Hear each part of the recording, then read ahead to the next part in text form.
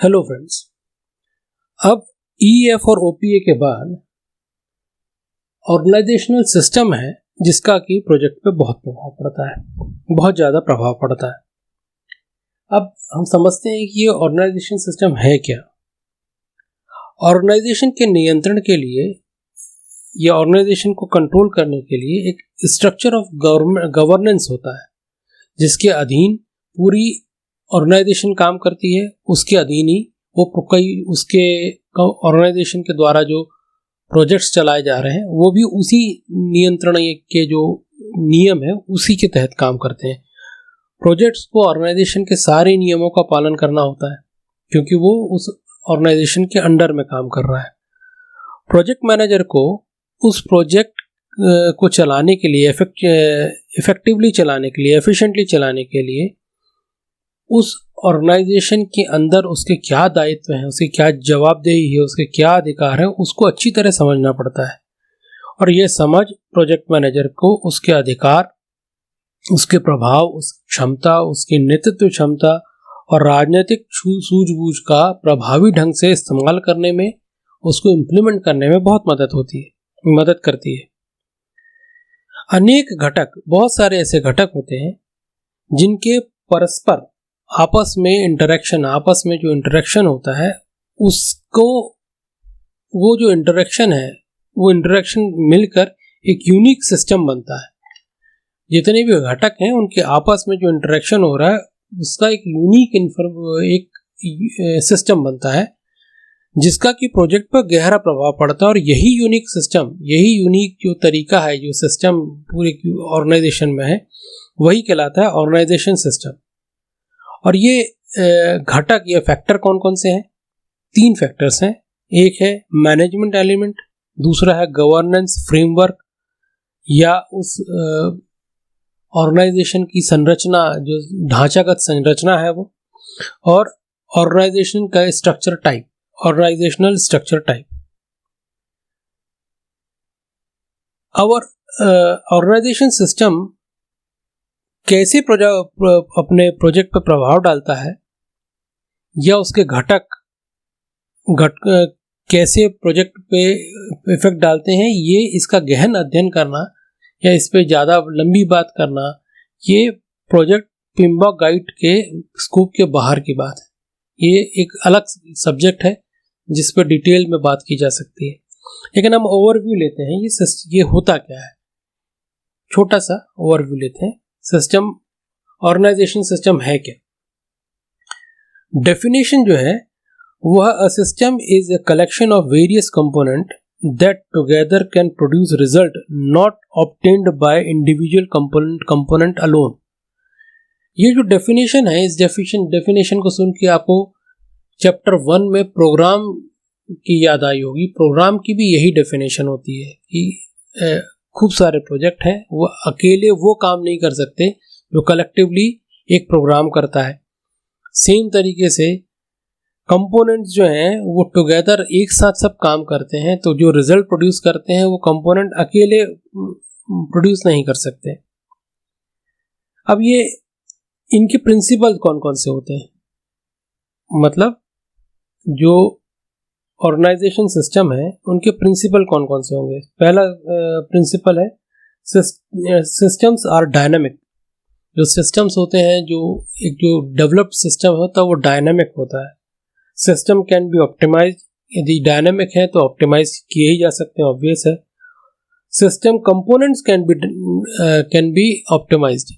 System के जो system बना है वो कंपोनेंट्स को मिलके बना है, तो जब कंपोनेंट डायनामिक होंगे, ऑप्टिमाइजेबल होंगे, तभी तो सिस्टम भी डायनामिक होगा और ऑप्टिमाइज किया जा सकता है। System and their component can not be optimised at same time. बिल्कुल सही बात है। सिस्टम जो है वो ऑर्गेनाइजेशन के जो कंपोनेंट हैं उनको मिल के बना हुआ है, तो पहले जब तक पूरा जो कंपोनेंट्स हैं वो नहीं होते, ऑप्टिमाइज नहीं होते, तो सिस्टम कैसे ऑप्टिमाइज हो जाएगा? दोनों एक साथ हो ही नहीं सकते। एक ऑप्टिमाइजेशन का रिजल्ट सिस्टम का, कंपोनेंट के ऑप्टिमाइजेशन का रिजल्ट सिस्टम का ऑप्टिमाइजेशन होगा। Systems are non linear and in responsiveness, मतलब सिस्टम जो है वो लीनियर नहीं होता। लीनियर से यहाँ मतलब ये है कि जैसे मैथमेटिकली होता है ना, 2 दूनी 4, 2 और 2 4 होते हैं, 2 में 3 जोड़ेंगे तो 5 होगा, 2 में 4 जोड़ेंगे तो 6 होगा। हमको मालूम है, प्रेडिक्टिव होता है ये, हम बता सकते हैं कि 2 में 2 जोड़ने पे क्या आएगा। लेकिन सिस्टम का जो रिस्पॉन्सिवनेस होती है वो ज़रूरी नहीं है कि मैथमेटिकली हो। हमने यदि एफर्ट डबल एफर्ट किए लगाया है किसी काम में करने के लिए, तो इसका ये मतलब नहीं होगा कि उसका रिजल्ट भी डबल हो जाएगा। हो सकता है कि डबल हो जाए, हो सकता है कि उससे ज़्यादा भी हो जाए। हम सिस्टम जो है मल्टीपल बहुत सारे बदलाव को एक साथ ग्रहण कर सकता है, एक साथ उसको एंटरटेन करता है और उसको चेंज करता है। और ये जो बदलाव है वही सिस्टम का डायनामिक है। यही डायनामिक, इसीलिए सिस्टम डायनामिक होता है क्योंकि वो चेंज करने के लिए रेडी है, चेंज करने के लिए तत्पर होता है। और ये जो कंपोनेंट्स हैं, जो सिस्टम के कंपोनेंट हैं, ये कंपोनेंट फंक्शन या ग्रुप ऑफ फंक्शन को मिला के बनते हैं। ऑर्गेनाइजेशन या प्रोजेक्ट में जो फंक्शन होते हैं, ये ग्रुप ऑफ फंक्शन को मिला के एक कंपोनेंट बनता है। ये कंपोनेंट आपस में जो इंटरेक्शन करते हैं और इस यूनिक इंटरेक्शन से ऑर्गेनाइजेशन का कल्चर बनता है, उसकी कैपेसिटी एंड कैपेबिलिटीज बनती हैं। ये तो एकेडमिक बात हुई हो दोस्तों। ये बड़ी समझना इसको जरा मुश्किल है, बहुत टर्म्स जो हैं वो बड़े, क्या कहना चाहिए, ऐसे हैं जो आपके रोज़मर्रा के जीवन में इस्तेमाल नहीं होते। इसको मैं बहुत सरल भाषा में, जो मेरी पढ़ाने का तरीका है उसमें मैं आपको समझाता हूँ, एक एग्जांपल देके बहुत आसानी से आपको समझ में आएगा। कोई भी कंपनी हो, कोई भी ऑर्गेनाइजेशन हो, उसके बहुत सारे डिपार्टमेंट्स होते हैं, कोई एक डिपार्टमेंट नहीं होता। अकाउंट्स का डिपार्टमेंट होगा, प्रोडक्शन का डिपार्टमेंट होगा, सेल्स का डिपार्टमेंट होगा, स्टॉक का डिपार्टमेंट होगा, बहुत सारे डिपार्टमेंट होते हैं। ये सारे डिपार्टमेंट्स आपस में मिल के काम करते हैं। तो ये डिपार्टमेंट जो है वो क्या हुए, कंपोनेंट्स, और उनके अंदर जो किए गए काम है वो क्या हुए, फंक्शन हुए। इनके बीच में जो तारतम्य होगा, जो उनके बीच में जो अंडरस्टैंडिंग होगी, जितनी अच्छी अंडरस्टैंडिंग होगी, जितने अच्छे ये कंपोनेंट्स आपस में ऑयल ग्रीस्ड होंगे, तो फ्रिक्शंस कम होंगे। जो फ्रिक्शंस कम होंगे तो इसका प्रभाव उस ऑर्गेनाइजेशन के द्वारा चलाए हुए प्रोजेक्ट्स में पड़ेगा। जितना ऑयल एंड ग्रीस्ड सिस्टम होगा उतना अच्छा प्रोडक्शन प्रोजेक्ट का रिजल्ट होगा। ये जो सिस्टम है, इसकी रिस्पॉन्सिबिलिटी किसकी होती है, मैनेजमेंट की होती है। ऑब्वियस बात है, प्रोजेक्ट ऑर्गेनाइजेशन का मैनेजमेंट ही सारे डिपार्टमेंट को देखेगा, और इनके बीच में तारतम्य को बिठाना भी काम किसका होगा, मैनेजमेंट का ही होगा। मैनेजमेंट ही चेक देखेगा कि सब चीज़ सही काम कर रहे हैं कि नहीं, अप्रोप्रिएटली एक दूसरे से कनेक्टेड है कि नहीं, और इसका जो मैक्सिमम आउटपुट जो है, ऑप्टिमाइज्ड आउटपुट जो है वो निकल रहा है कि निकल रहा। तो ये जो इतनी कठिन और इतनी लंबी जो बात हुई, उसका सेंस इतना सा है। अब आपको बिल्कुल समझ में आ गया होगा, क्लियरली समझ में आ गया होगा। अब इसके बाद ऑर्गेनाइजेशन गवर्नेंस फ्रेमवर्क की जो मैंने आपसे बात कर ली, अब गवर्नमेंट ये फ्रेमवर्क की बात करते हैं, ऑर्गेनाइजेशन गवर्नेंस फ्रेमवर्क की। जो फ्रेमवर्क है वो कुछ रूल्स और कुछ फंक्शंस और जो कुछ उसकी एक्सरसाइज है, उसकी जो फंक्शनैलिटी उस पर काम करता है। ये क्या क्या फंक्शनैलिटी है, ये क्या क्या फंक्शनैलिटी है जो अथॉरिटीज़ जो है वो एक्सरसाइज करती हैं, अथॉरिटी जो है वो यूज़ करती हैं अपने ऑर्गेनाइजेशन में। वो क्या क्या हो सकती हैं, रूल्स हो सकते हैं, पॉलिसी हो सकती है, procedure, norms, relationship, system and process. जैसा मैंने आपको पहले बताया कि सिस्टम, ऑर्गेनाइजेशन सिस्टम जो है वो क्या है, डिपार्टमेंट के अंदर का सामंजस्य। अब सामंजस्य को बैठाने के लिए ऑर्गेनाइजेशन क्या करती हैं, कोई रूल्स बनाएंगी, कुछ पॉलिसी बनाएंगी, कोई प्रोसीजर होगा, कोई नॉर्म्स होंगे, आपस में रिलेशनशिप कैसे होगी उसको तय किया जाएगा, सिस्टम डेवलप किया जाएगा आपस में इंटरेक्ट करने के लिए, उसके कुछ प्रोसेस होंगे। ऑब्वियस सी बात है, ऐसा ही होगा तभी आपस में तारतम्य होगा। और इसका प्रभाव क्या पड़ता है, objective of the organisation are set and achieved. क्योंकि ये सारे कंपोनेंट ऑयल ग्रीस्ड हैं, एक दूसरे से बहुत अच्छी तरह इंटरेक्ट करते हैं, बहुत अच्छा रिजल्ट निकालते हैं, तो उसका फ़ायदा क्या होता है ऑर्गेनाइजेशन को, ऑब्जेक्टिव ऑफ ऑर्गेनाइजेशन जो होता है उसको सेट भी किया जाता है और उसको अचीव भी कर लिया जाता है। रिस्क को मॉनिटर किया जाता है और उसको एड्रेस किया जाता है, असेस किया जा सकता है कि कितना रिस्क होगा, रिस्क के लिए हमको क्या करना है, और रिस्क को मॉनिटर भी किया जा सकता है। परफॉर्मेंस जो है ऑप्टिमाइज होती है, नेचुरली परफॉर्मेंस ऑप्टिमाइज होगी यदि सारे कंपोनेंट, सारे डिपार्टमेंट ऑर्गेनाइजेशन के बढ़िया तरीके से काम कर रहे होंगे। इसके बाद अगला पॉइंट है governance of portfolio, programme and project. दोस्तों ये चैप्टर 1 में एक टॉपिक आया था, आपको याद होगा, ऑर्गेनाइजेशनल प्रोजेक्ट मैनेजमेंट, OPM। वो यही है, governance of portfolio, programme and projects. कोई भी ऑर्गेनाइजेशन के जो भी प्रोजेक्ट होते हैं या प्रोग्राम होते हैं या पोर्टफोलियो होते हैं, वो किसी एक, वो सब अलाइन होना चाहिए, एक दिशा में, एक भाषा में बात करना चाहिए। अलाइनमेंट किस लिहाज से होना चाहिए? रिस्क के हिसाब से, परफॉर्मेंस के हिसाब से, आपस में कम्युनिकेट करने का जो तरीके हैं उस हिसाब से। यही वही चीज है जो हमने चैप्टर 1 में डिस्कस की थी। अब इसमें ये रेफरेंस दिया है, एक बुक का रेफरेंस दिया है, उसमें वो है कि for more information regarding project governance including its implementation, see governance of portfolio, programme and projects, a practice guide. Same चीज है, आपको जरा और एलॉबरेटिव वे में इस किताब में आपको देखने को मिलेगी। लेकिन सार क्या है, जो हमने पहले भी समझा था वो अभी भी वही बात है कि सारे जो हमारे कंपोनेंट्स हैं, अब यहाँ कंपोनेंट मतलब पोर्टफोलियो, प्रोग्राम एंड प्रोजेक्ट्स, ये सारे जो हैं वो एक अलाइन में, एक दिशा में काम करें, एक लक्ष्य को लेके काम करें। अब इसके बाद है मैनेजमेंट एलिमेंट्स, मतलब मैनेजमेंट के तत्व क्या होंगे, मैनेजमेंट के सिद्धांत क्या होंगे। जो कंपोनेंट्स हैं वो आपस में सही काम करें, इसके लिए कुछ फंक्शन आपस में काम करें और अपने लिए काम करें। उसके फंक्शंस जो होते हैं, उन फंक्शंस को अच्छी तरह मैनेज करने के लिए एक जनरल प्रिंसिपल होता है जो सब पूरे कंपोनेंट्स में, सारे डिपार्टमेंट में एक से लागू होते हैं।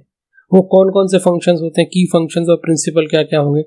Division of work using specialised skill and availability of perform work.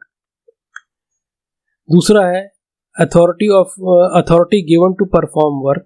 तीसरा, responsibility to perform work appropriately assigned based on such attribute as skill and experience, discipline of action, unity of command, unity of direction, general goal of organization take precedent over individual goal, and paid fairly or for work performed, optimal use of resource, clear communication channel,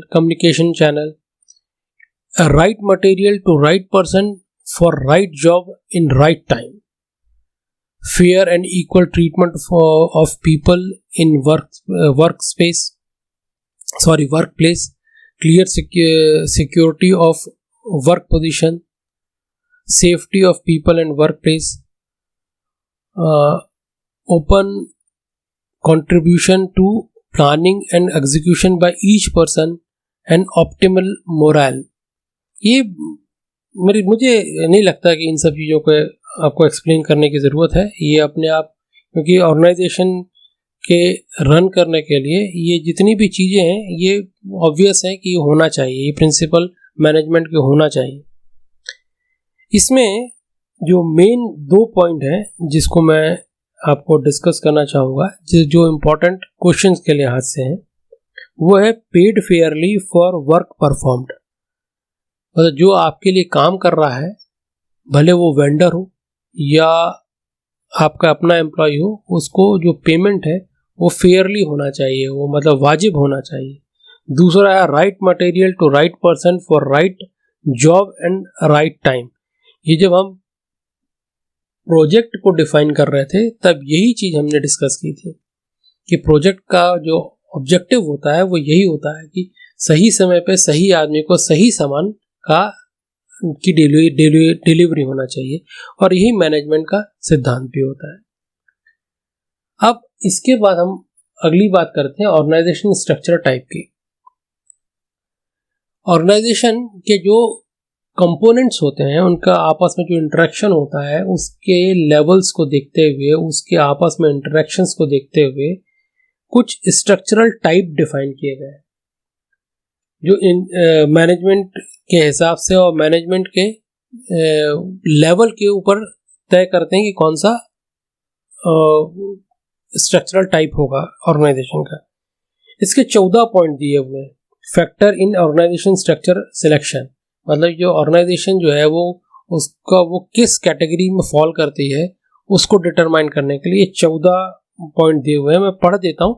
अगले जो हमारे सामने जो screen आएगी, जो एक picture मैं आपके सामने शेयर करूंगा स्क्रीन पर, उसको जब हम पढ़ेंगे तब आपको एकदम क्लियर हो जाएगा कि ये 14 पॉइंट्स हैं क्या।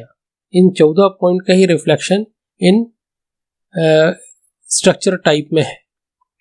मैं ये 14 पॉइंट्स पढ़ता हूँ आपके लिए। Degree of alignment with organisation objective, specialisation capabilities, span of control, efficiency and effectiveness, clear path of escalation of decision, clear line of scope and authority, delegation capabilities, accountability assignment, responsibility assignment, adaptability of design, simplicity of design, efficiency of performance, cost consideration, physical location and clear communication। यहाँ पे एक चीज जो है वो important है, जो आपको अलग से समझना ज़रूरी है, वो है फिजिकल लोकेशन। फिजिकल लोकेशन मतलब आदमी जहाँ काम कर रहा है कोलोकेटेड है या वर्चुअल है। आजकल वर्क फ्रॉम होम का भी ज़माना है। आजकल आपने देखा होगा बहुत सारी कंपनीज जो है वर्क फ्रॉम होम कराती है। तो कंपनी तो है, ऑर्गेनाइजेशन तो है और उसमें टीम भी है, लेकिन वो कोलोकेटेड नहीं है, मतलब एक साथ नहीं है, एक जगह नहीं है। कोलोकेटेड मतलब जब एक ही प्रेमाइसेस में एक ही जगह बैठ के सब लोग काम करते हैं, वो कोलोकेशन कहलाता है। और वर्चुअल और वर्क फ्रॉम होम वाला जो है वो वर्चुअल कहलाता है, क्योंकि वो टीम तो है लेकिन एक दूसरे से डायरेक्ट इंटरेक्ट नहीं कर रहा है।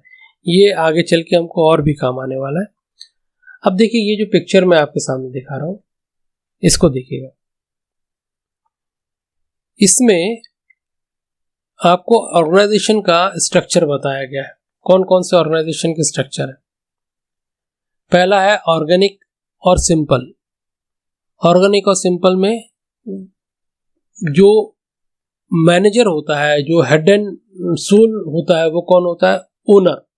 बहुत छोटी कंपनी है, उस छोटी कंपनी में जो मालिक होता है, जो उसका प्रमोटर होता है, वही सब कुछ करता है। उसमें कोई टीम जो रहती है वो टीम डायरेक्ट उसी को रिपोर्ट करती है और डायरेक्ट वो टीम को उससे एड्रेस करता है और काम कराता है।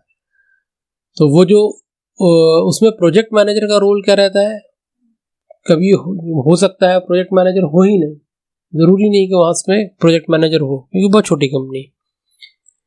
दूसरा है सेंट्रलाइज्ड और फंक्शनल। फंक्शनल मतलब जैसे बड़ी सी ऑर्गेनाइजेशन में बहुत सारे डिपार्टमेंट्स होते हैं, उस डिपार्टमेंट का जो काम है वो उस डिपार्टमेंट का फंक्शन कहलाता है। उस फंक्शन, उस ऐसे ऑर्गेनाइजेशन में, ऐसे जहाँ फंक्शनल मैनेजर्स या फंक्शनल हेड बैठे हुए हैं, वहाँ पे उस प्रोजेक्ट का हेड कौन होगा, उसको लीड कौन करेगा? फंक्शनल मैनेजर लीड करेगा। प्रोजेक्ट मैनेजर हो सकता है लेकिन पार्ट टाइम होगा, उसमें ज़रूरी नहीं है कि वो हो, और है भी तो पार्ट टाइम होगा, और वो फंक्शनल मैनेजर को रिपोर्ट करेगा। तीसरा है मल्टी डिविजनल, मतलब एक ही प्रोजेक्ट है, एक ही डिपार्टमेंट है, उसके खूब सारे फंक्शन, अलग अलग फंक्शनल है, और एक ही प्रोजेक्ट जो है वो सारे फंक्शंस में इस्तेमाल हो रहा है। सारे फंक्शन एक 1 to 1 करके सब जगह इस्तेमाल हो रहा है। मल्टी डिविजनल है वो। उसमें भी हेड कौन होगा? फंक्शनल मैनेजर ही हेड होगा, और जो प्रोजेक्ट मैनेजर है वो वहाँ पे पार्ट टाइम काम करेगा, या होगा भी तो पार्ट टाइम काम करेगा, उसके पावर्स कम होंगे। तीसरा है मैट्रिक्स बेस्ड। इसमें सबसे पहला है स्ट्रॉन्ग मैट्रिक्स। स्ट्रॉन्ग मैट्रिक्स में प्रोजेक्ट मैनेजर जो है वो सुप्रीम होता है, वो हेड करता है पूरे प्रोजेक्ट को, और वो फुल टाइम रहता है और विथ फुल पावर वो इस्तेमाल होता है, और अपने वो पावर का इस्तेमाल करता है। दूसरा है वीक मैट्रिक्स। वीक मैट्रिक्स में मैट्रिक्स जो है, मैट्रिक्स का मतलब हुआ कि फंक्शनल मैनेजर भी बैठा हुआ है और प्रोजेक्ट मैनेजर भी है। यदि स्ट्रॉन्ग मैट्रिक्स है तो प्रोजेक्ट मैनेजर का अपर हैंड होगा, और यदि वीक मैट्रिक्स है तो फंक्शनल मैनेजर का अपर हैंड होगा। Functional manager project manager functional manager को रिपोर्ट करेगा। और बैलेंस्ड मैट्रिक्स में क्या होगा, दोनों के इक्वल पावर होंगे, प्रोजेक्ट मैनेजर के भी उतने पावर होंगे जितने फंक्शनल मैनेजर के हैं। उसके बाद है प्रोजेक्ट ओरिएंटेड। प्रोजेक्ट ओरिएंटेड मतलब जो प्रोजेक्ट ही है, एक प्रोजेक्ट है जिसको हेड कर रहा है प्रोजेक्ट मैनेजर, तो यहाँ पे project manager whole sole in charge होता है, वो पूरा वही इंचार्ज होता है, वही सारी चीजें तय करता है। इसके प्रोजेक्ट मैनेजर को किसी को रिपोर्ट करने की जरूरत नहीं है, सारे जो एम्प्लॉयज और सारे डिपार्टमेंट जो है वो प्रोजेक्ट मैनेजर को ही वो करेंगे, रिपोर्ट करेंगे। वर्चुअल में वही है, को लोकेशन जिसमें नहीं है, सब अलग अलग बैठे हुए हैं, तो प्रोजेक्ट मैनेजर जो है वो उसके पास मिक्स्ड पावर हो सकते हैं। ये डिपेंड करता है कि वो प्रोजेक्ट कौन सा हैंडल कर रहा है, कैसा प्रोजेक्ट है, उसके ऊपर डिपेंड करेगा। तो उसकी जो प्रोजेक्ट मैनेजर की अथॉरिटी जो होती है वो लो टू मॉडरेट होगी, क्योंकि इस केस में जो प्रोजेक्ट का जो इनिशिएटर है, जो प्रोजेक्ट का स्पॉन्सर है, उसके पास ज़्यादा पावर्स होंगे। इसके बाद हाइब्रिड है।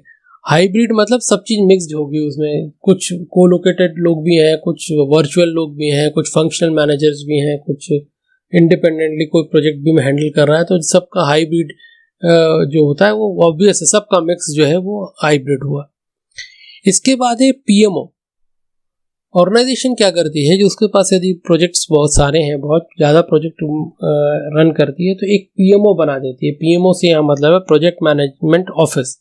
वो पीएमओ जो है वो सब जगह सारे प्रोजेक्ट को कोऑर्डिनेट करता है, और एक संपर्क का, एक मतलब कम्युनिकेशन का एक पॉइंट बन जाता है सब के लिए, प्रोग्राम के लिए, प्रोजेक्ट के लिए, ऑर्गेनाइजेशन के लिए, पोर्टफोलियो के लिए, कि सारी इंफॉर्मेशन जो है वो पीएमओ के पास रहेंगे और पीएमओ सबको कंट्रोल करेगा।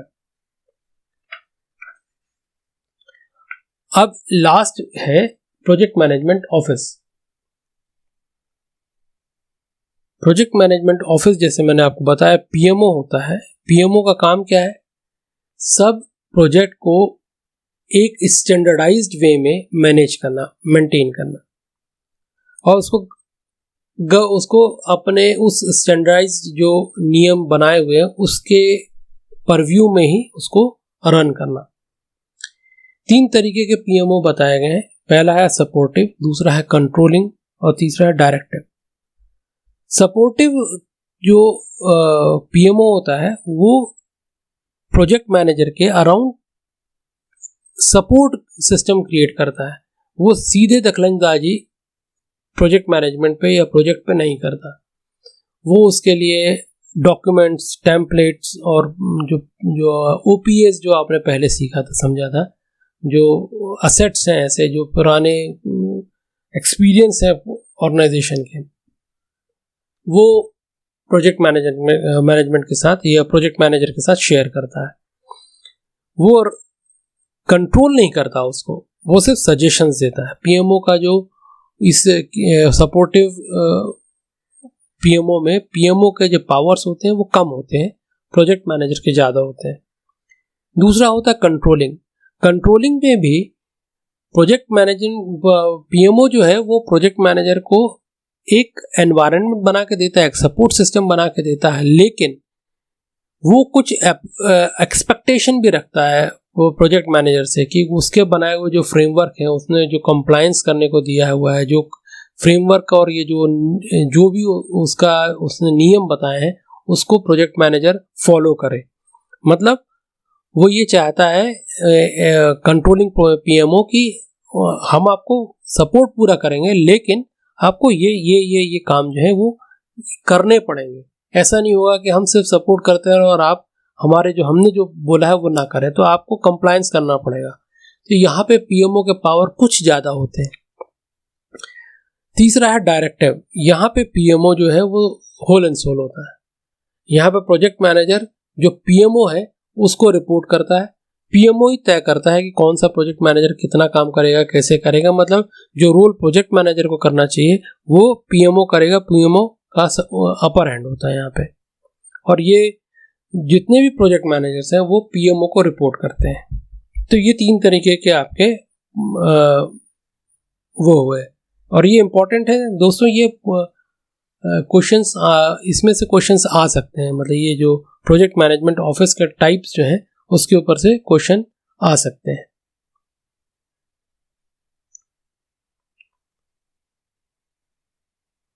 तो जो पीएमओ जो होता है वो क्या क्या कर सकता है?